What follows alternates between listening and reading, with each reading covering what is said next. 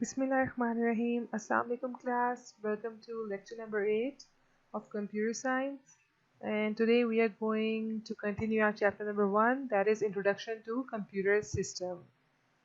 The topics which we are going to cover today are plotters, speakers, and Introduction to Computer Memory. So what is a plotter? Plotter is an output device. Like I told you, कि printers हमारे पास है, they are output devices. उसके अलावा हमने monitors का पढ़ा था, they are output devices. तो इसी तरह प्लॉटर्स भी एक आउटपुट डिवाइस है और इनका काम किया है large size hard copy output. Hard copy से क्या मतलब है कि जो हमारे पास प्रिंटेड फॉर्म में हो, पेजेस की फॉर्म में हो, वो हार्ड कॉपी होते हैं. तो हार्ड कॉपी आउटपुट ड्रॉ करने के लिए हम प्लॉटर्स को यूज़ करते हैं. और भी बहुत सी इसकी एप्लीकेशंस हैं. दो टाइप के प्लॉटर्स हम लोग स्टडी करेंगे. एक फ्लैट बेड प्लॉटर होता है, दूसरा हमारे पास ड्रम प्लॉटर होता है. फ्लैट बेड प्लॉटर क्या होता है हमारे पास? वो प्लॉटर जैसे कि आप पिक्चर में देख सकते हैं कि एक फ्लैट सर्विस होती है, उसके ऊपर हमारे पास एक पेज रख दिया जाता है और ये हमारे पास कुछ पेन्स हैं. ये pens to and fro like इस तरह मूव करते जाते हैं और हमारे पेज के ऊपर इमेज ड्रॉ हो जाती है. ओके, इसको फ्लैट बेड क्यों कहा जाता है? क्योंकि जो यहाँ पे पेपर को प्लेस किया जाता है वो सरफेस फ्लैट होती है. वेयर एज ड्रम प्लॉटर्स में सरफेस हमारे पास एक ड्रम की फॉर्म में होती है. ठीक है, ड्रम प्लॉटर्स वो प्लॉटर्स हैं जिसमें हमारे पास एक ड्रम होता है. ठीक है, जैसे कि आप देख सकते हैं पिक्चर में एक ड्रम के शेप का एक प्लॉटर है.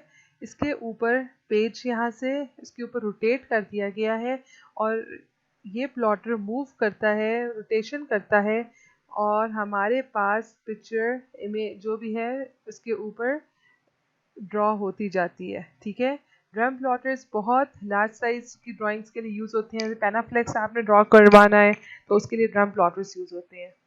नेक्स्ट हमने देखना है हमारी आउटपुट डिवाइस, जो कि हमारे चैप्टर का लास्ट टॉपिक है, स्पीकर्स. स्पीकर्स जैसे कि अगर आप लोगों में से कोई माइक्रोफोन्स पर नहीं बल्कि लाउड स्पीकर पर सुन रहा है ये लेक्चर, तो वो स्पीकर्स का इस्तेमाल कर रहा है. उसको आउटपुट रिसीव हो रही है, ऑडियो आउटपुट. ठीक है, वीडियो के साथ साथ उसको ऑडियो आउटपुट भी रिसीव हो रही है. तो स्पीकर्स का काम है ऑडियो आउटपुट जनरेट करना. ओके, और ये कहाँ पे अटैच हुए होते हैं? साउंड कार्ड और मदरबोर्ड. आपका जो मदरबोर्ड होता है, ठीक है, आपका जो मदरबोर्ड होता है सिस्टम यूनिट के अंदर, ये सिस्टम यूनिट के अंदर आपका जो मदरबोर्ड है उसके ऊपर एक साउंड कार्ड लगा होता है और साउंड कार्ड के साथ अटैच हुए हुए होते हैं स्पीकर. ठीक है, और ये हमें किस टाइप का आउटपुट देती है? Soft copy.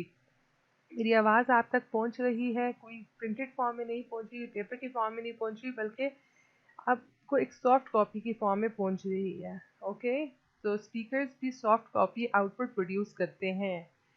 नेक्स्ट अब हमने अपना स्टार्ट करना है chapter number 2, that is computer memory.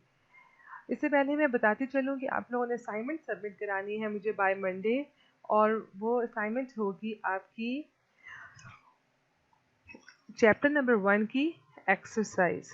ठीक है, एक्सरसाइज में से आपने शॉर्ट क्वेश्चंस करने हैं और एमसीक्यूज करने हैं. ठीक है, शॉर्ट क्वेश्चंस और एमसीक्यूज. और अगर कुछ समझ ना आए तो मुझे पर्सनली कांटेक्ट करके पूछ लें. ठीक है, लेकिन मुझे कोई कॉपी पेस्ट भी नहीं चाहिए, सो मेक श्योर कि आप लोग खुद करें सब. Okay, I will check for plagiarism. तो प्लेजरिज्म ना हो असाइनमेंट पे आपकी. ट्राई करें कि अपना आप जब एक बार चैप्टर से गो थ्रू हो, ठीक है, उसको मेमोराइज कर लें एंड देन आंसर करने की कोशिश करें. अपने वर्ड्स में करें, जिस तरह भी आपको समझ आती है. सही करें गलत करें, बट एक बार चैप्टर को प्रिपेयर करके करें. ओके, तो अब हम अपना नेक्स्ट स्टार्ट करते हैं chapter number 2, that is computer memory. सबसे पहले हमने देखना है कि मेमोरी होती क्या है. ठीक है, मेमोरी वो फिजिकल डिवाइस है जिसका काम है डाटा को स्टोर करना. ठीक है, कंप्यूटर के अंदर हमारे पास फिजिकल डिवाइसेस होती हैं जिसका काम है डाटा को स्टोर करना। कोई भी डाटा है, कोई भी प्रोग्राम्स हैं, कोई भी एप्लीकेशन है, कोई भी इंस्ट्रक्शन है, या टेम्परेरी डाटा है, आपका परमानेंट डाटा है, जिस बेसिस पे भी, जिस तरह भी आपने स्टोर करना है, स्टोरेज के लिए आपके पास कंप्यूटर मेमोरी का होना ज़रूरी है।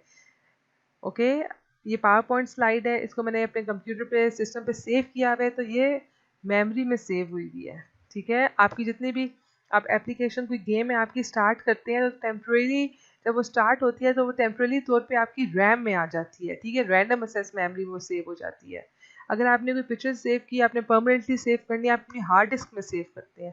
तो ये सब क्या है, डिफरेंट टाइप्स ऑफ मेमोरीज हैं जो कि यूज़ होती हैं डाटा को आइदर टेम्परेली और परमानेंटली बेसिस पर स्टोर करने के लिए।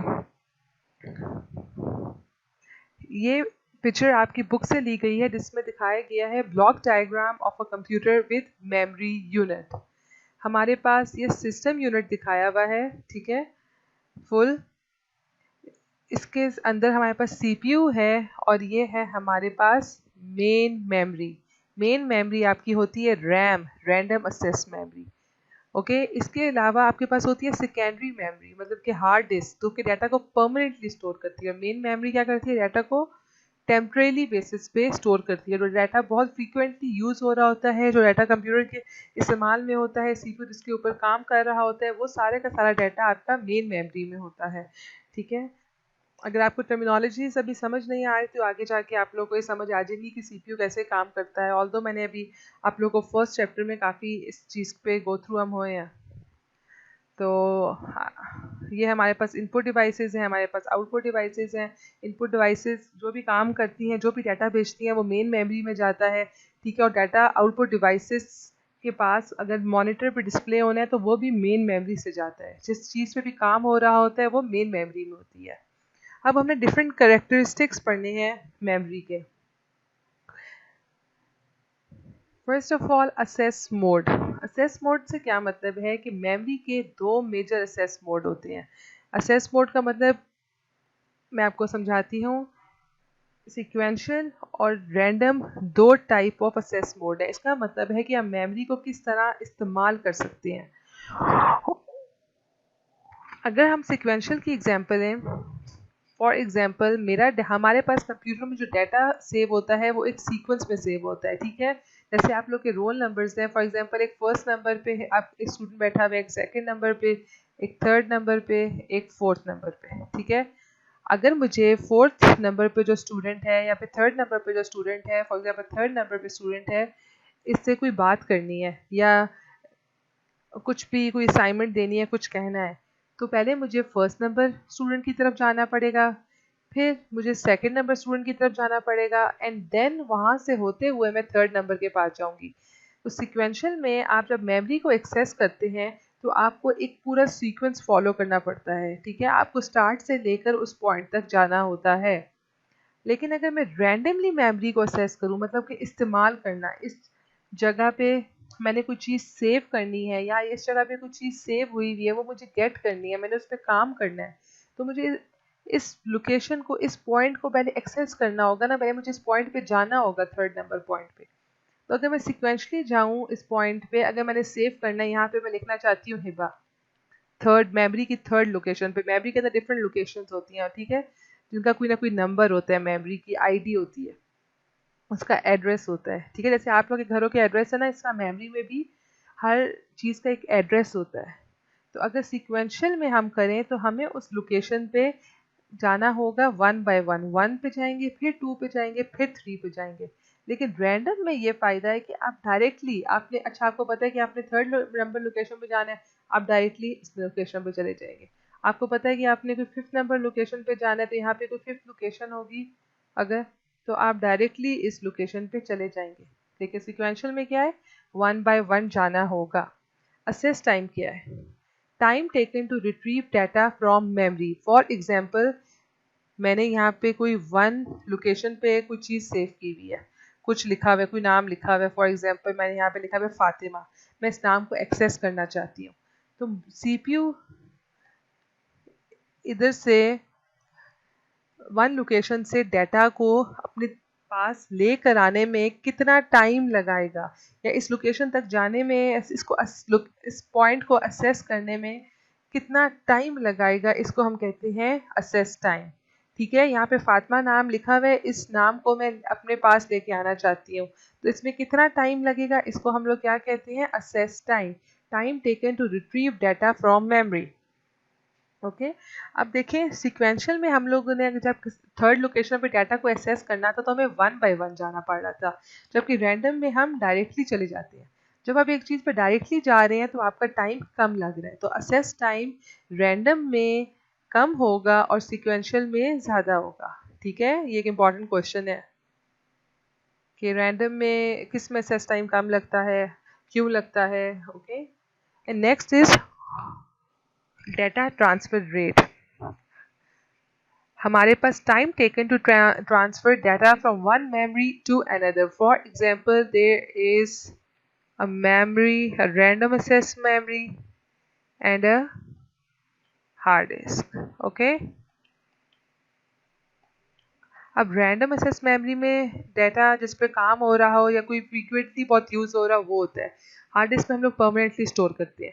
फॉर एग्जांपल, यहाँ पे मैंने कोई एडिशन परफॉर्म की, उसका रिजल्ट 5 आया, मैं चाहती हूँ कि ये रिजल्ट हमेशा के लिए स्टोर हो जाए, तो मैं इसको हार्ड डिस्क में सेव कर दूंगी। अब यहाँ से रैंडम एक्सेस मेमोरी से एक मेमोरी डिवाइस से डाटा उठ के दूसरी मेमोरी डिवाइस में गया है, तो ये टाइम डाटा ट्रांसफर में जितना लगेगा उसको हम कहेंगे डाटा ट्रांसफर रेट। ठीक है, कैपेसिटी अब क्या होती है, जब आप लोग फ़ोन लेते हैं आप लोग देखते हैं कि इस फ़ोन की कितनी कैपेसिटी है। ठीक है, तो कितनी अमाउंट ऑफ स्पेस होती है किसी भी मेमोरी डिवाइस में, उसको हम लोग कहते हैं capacity. Okay, the memory capacity is amount of space that the memory device has to store data or the amount of memory required for a program to run। जब एक प्रोग्राम ने run होना होता है, किसी भी एप्लीकेशन है, for example आप कोई गेम खेल रहे हैं या आपने जब इस गेम को स्टार्ट करना है तो ये गेम उठ के आ जाती है रैंडम एक्सेस मेमोरी में। तो रैंडम एक्सेस मेमोरी में इतनी जगह होनी चाहिए कि आपकी गेम इस तक आ सके। तो कैपेसिटी क्या होती है कि आपकी कितनी आपको जगह चाहिए किसी एप्लीकेशन को रन करने के लिए। ओके, और कितनी मेमोरी डिवाइस के पास जगह है डाटा स्टोर करने के लिए। आई होप आप लोग फॉलो कर रहे हैं।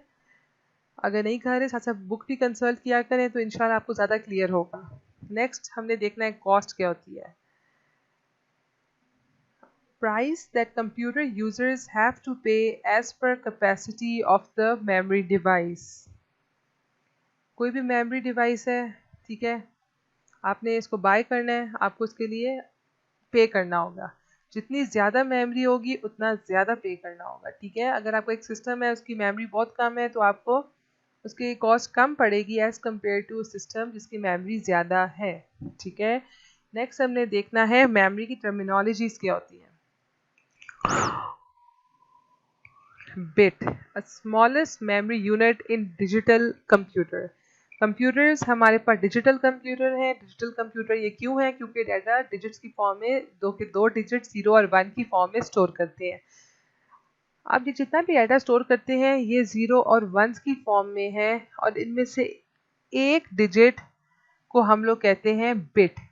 एक स्मॉलेस्ट मेमोरी यूनिट होता है। ठीक है, कोई भी डाटा आपने लिखा हुआ है 0 1 0 1, ये 0 और 1 से कम्बिनेशन से बना है, तो ये इसके अंदर कितने बिट्स यूज हुई हैं, 4 बिट्स यूज हुई हैं। ठीक है, ये स्मॉलेस्ट मेमोरी यूनिट होता है एक बिट, वो या तो 0 हो सकता है या 1 हो सकता है।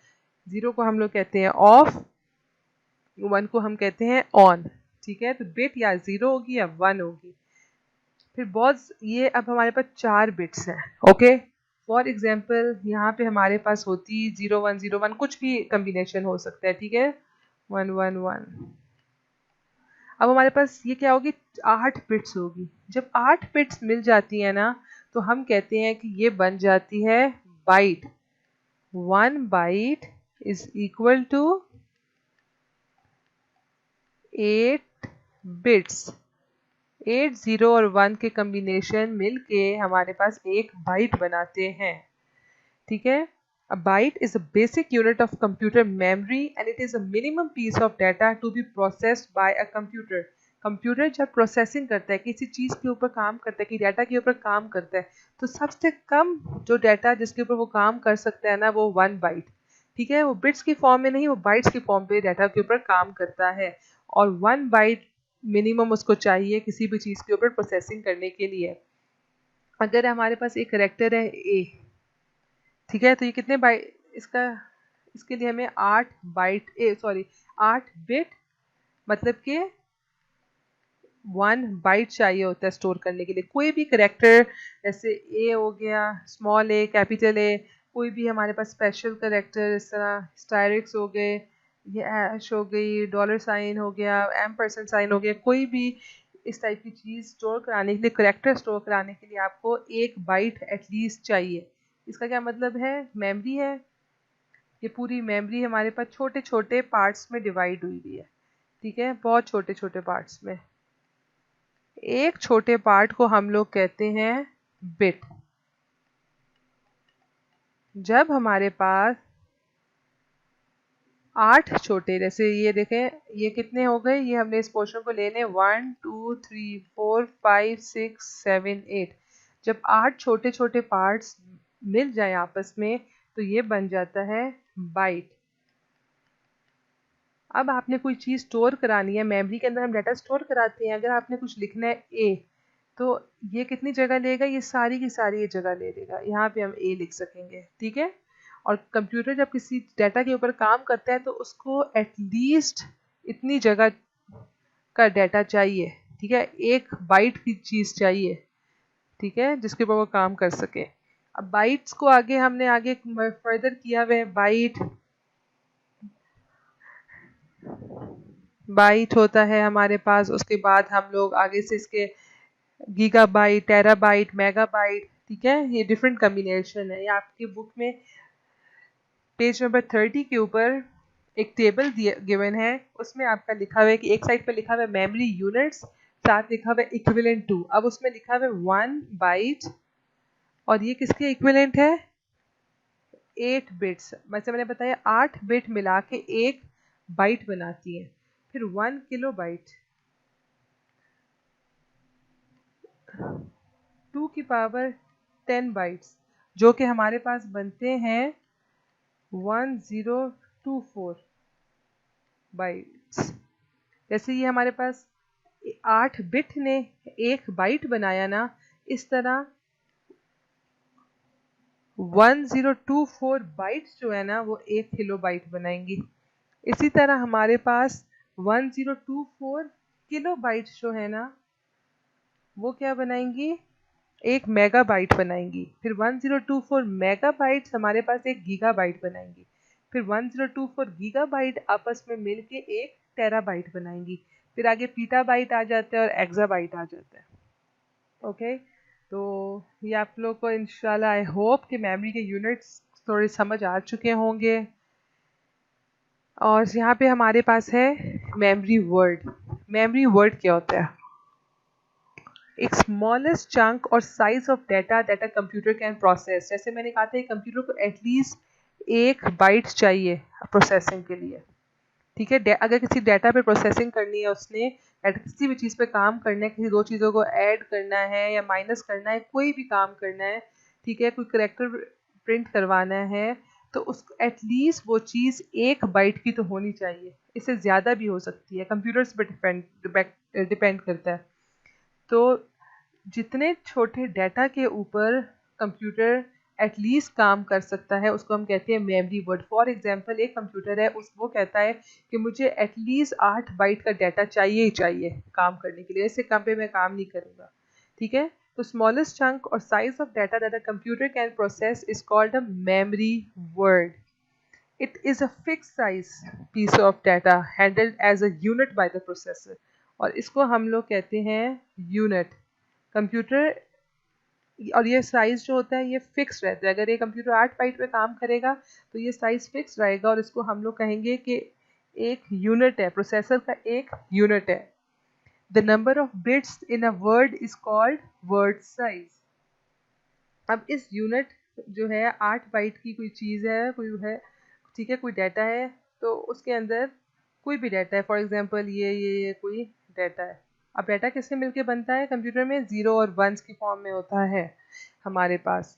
तो जितनी बिट्स होंगी, इस ये जो भी वर्ड है इसके अंदर जितनी बिट्स होंगी, ठीक है, स्मॉलेस्ट स्मॉलेस्ट चंक्स होंगे, उसको हम लोग बोलेंगे वर्ड